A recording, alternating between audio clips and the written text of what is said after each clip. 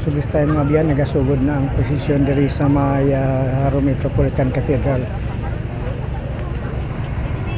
So ini natutukan natin nga Santos mga biyan na away doon. I think this is ika-4th nga Santos from sa nauna nga si San Pedro. Sa sinimatin yun nagapugok pa ang parada.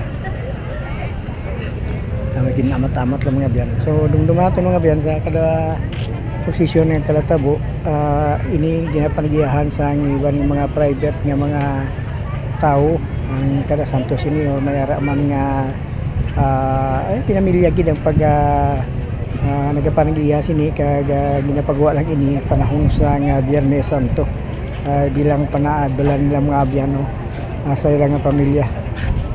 Kinagastuhan gid ni sa aton nga mga pumluyo o aton nga mga constituents nga nagapanagiya sa Silingan Santos kag may mga suga ini kag ginadekorahan ini sa mga naklaylay mga bulak kag wala labot. May mga generator rin set na rin sila sa kada karo.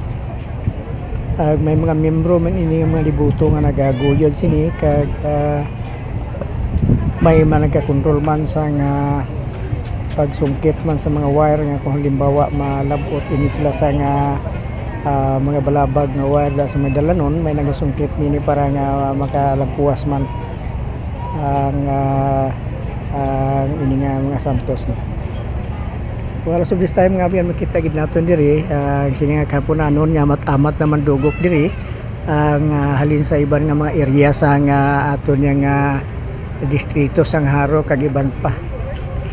We know nga sa sining matinion tanan nga simbahan diri sa mga Katoliko nga simbahan diri sa pungsod o kung sa particularmente diri sa aton sa nga Iloilo nagahiwat man pati dito sa maya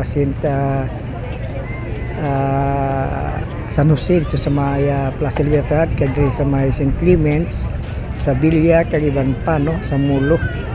So this time nga ari kita sa area sang Haro, makita naton diri ang pagdugok sa aton nga mga katawhan, mga diboto naton nga sa mga tinion nagadala sa mga kabataan Manila.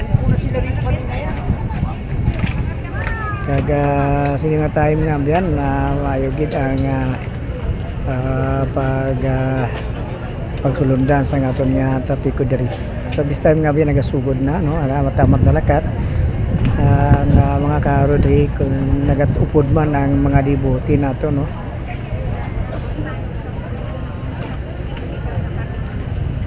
Hasta gid sa punta.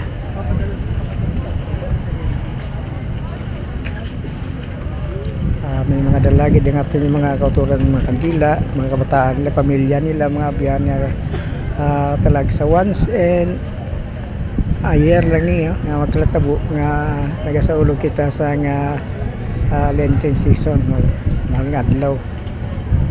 Meaning bisan nga kami nga mga reporter pud man sa aton kapulisan wala gid siya nagapahuway.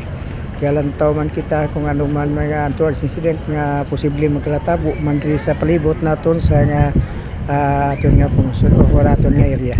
So this time nga biyan si Daddy Ren supporting temporary out from Veritas News Online. Mayong hapon, God bless us all of you.